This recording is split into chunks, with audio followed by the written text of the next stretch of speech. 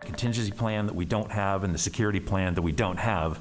I mean, the issues are known to us. What all of these people here want to know is these things, and we simply have no answers for them.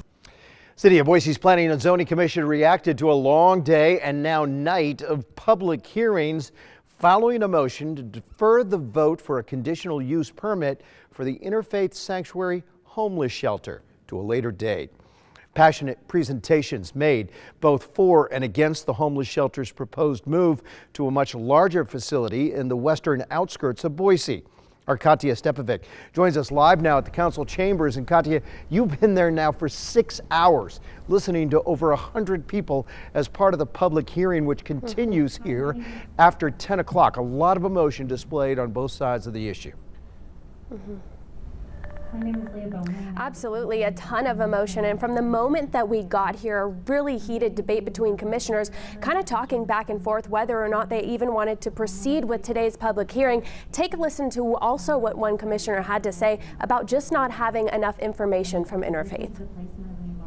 Our job, according to staff, according to our attorneys, according to the applicant's attorneys, is to look at a conditional use permit and evaluate of several pieces, one of those being that is the mitigation that's being proposed appropriate for the use of the property. We do not have that.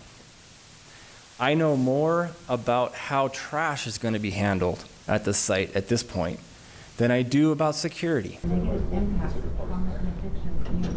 Now, that was Commissioner Danley, who proposed a motion to defer the hearing to a later date. But after the discussion with the applicant, who is Interfaith, of course, and after a handful of commissioners opposed the motion to defer, Commissioner Danley decided to retract his motion. Then, of course, a large group of neighbors took to the podium tonight to oppose Interfaith's potential move.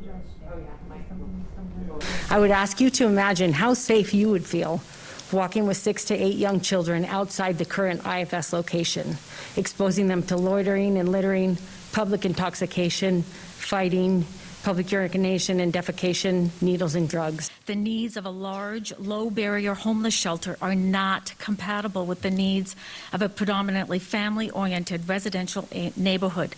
The needs are simply too different. And while there was a large turnout by those who are against Interfaith's potential move, many supporters also showed up to help sway the commissioners to approve a conditional use permit, saying the old Salvation Army facility is a perfect place for the growing homeless population in Idaho. I was previously a guest at Interfaith Sanctuary. I am now living in my own home thanks to the support I received during my stay at Interfaith Sanctuary. This new facility isn't about having new walls and more space to house people. It's about changing lives and ending the cycles that perpetuate homelessness at their roots. The fact that Interfaith might move close to my home and church will definitely bring change. But these changes give us an opportunity to care for the most vulnerable in our community.